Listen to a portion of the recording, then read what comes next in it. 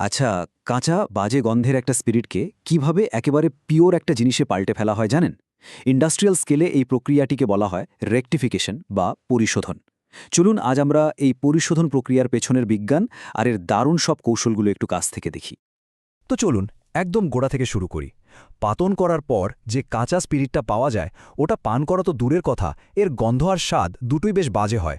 কিন্তু কেন এমনটা হয় কেন? কারণটা হলো এই স্পিরিটের মধ্যে একগাদা আজেবাজে জিনিস মেশানো থাকে, যেগুলোকে একসাথে বলে ফিউজেল অয়েল। এই ফিউজেল অয়েল বা ফ্লেম জিনিসগুলোই কাঁচা অ্যালকোহলের ওই তীব্র গন্ধ আর বিশ্রী স্বাদের জন্য দায়ী। একটা পুরনো লেখায় তো বলাই হয়েছে যে এর স্বাদ আর গন্ধ এতটাই বিশ্রী যে স্পিরিটের মধ্যে এর উপস্থিতিটা মেনে নেওয়া যায় না।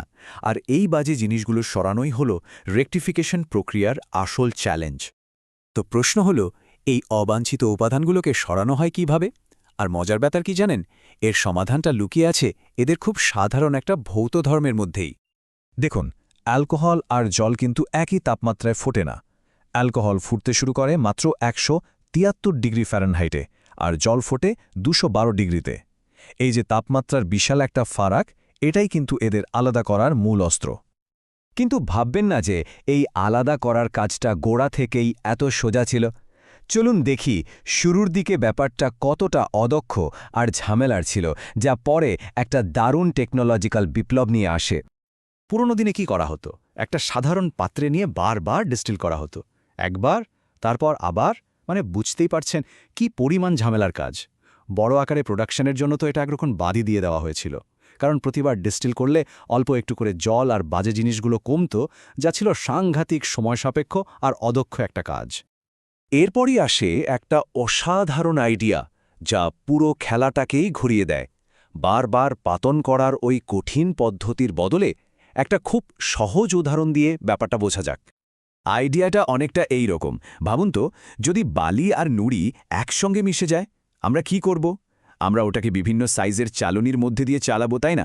ঠিক এই কৌশলটাই বাষ্পের ক্ষেত্রে প্রয়োগ করা হলো। এই চালনির উদাহরণটা দারুণভাবে পুরো ব্যাপারটা বুঝিয়ে দেয়। ধরুন, প্রথম চালনিটা ওটা সবচেয়ে বড় নুড়িগুলোকে, মানে সবচেয়ে কম উঠতে চাওয়া বাষ্পকে আটকে দেবে।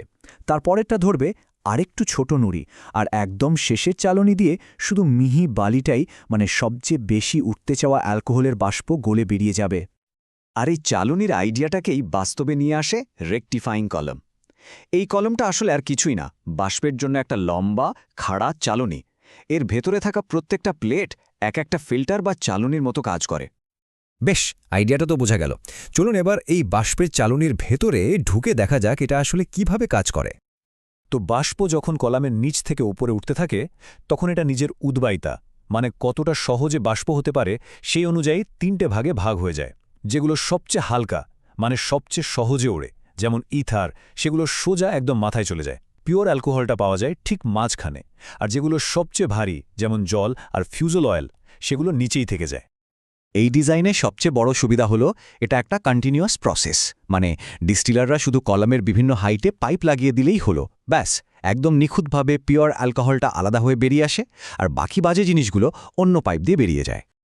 তো আমরা এখন প্রসেসের প্রায় শেষ মাথায় চলে এসেছি। চলুন এবার দেখি এই পুরো প্রক্রিয়ার ফলটা কতটা অসাধারণ, আর ফাইনাল পিউরিফিকেশনের জন্য আর কি করা হয়। ৯৬%। হ্যাঁ, একটা আধুনিক রেকটিফাইং মেশিন দিয়ে প্রায় ৯৬% পিওর অ্যালকোহল পাওয়া সম্ভব। ভাবা যায়, এটা পুরো প্রক্রিয়ার সফলতার একটা অসাধারণ প্রমাণ। আর এই বিশুদ্ধতাকে যদি আরও এক ধাপ উপরে নিয়ে যেতে হয়, তাহলে অনেক সময় আরও একটা কাজ করা হয়। স্পিরিটটাকে বিশেষ ধরনের কাঠকয়লা, যেমন ধরুন পশুর হাড় বা বিছুডের কয়লার মধ্যে দিয়ে ফিল্টার করা হয়। এতে যদি আরও কিছু সূক্ষ্ম ময়লা থেকেও থাকে, সেটাও পরিষ্কার হয়ে যায়। দেখুন, রেকটিফিকেশনের মূল উদ্দেশ্যই হল একটা ১০০ নিউট্রাল পিওর স্পিরিট তৈরি করা। কিন্তু একবার ভাবুন তো, হুইস্কি বা ব্র্যান্ডির মতো পানীয়র ক্ষেত্রে কি হয়? সেখানে তো ওই অপদ্রব্য বা ইম্পিউরিটিগুলোই আসল ফ্লেভারটা তৈরি করে, তাই না? এখান থেকেই একটা প্রশ্ন মাথায় আসে, বিশুদ্ধতায় কি সবসময় আসল কথা, নাকি কিছু অপূর্ণতার মধ্যেই আসল চরিত্রটা লুকিয়ে থাকে? এটা কিন্তু ভাবার মতো একটা বিষয়।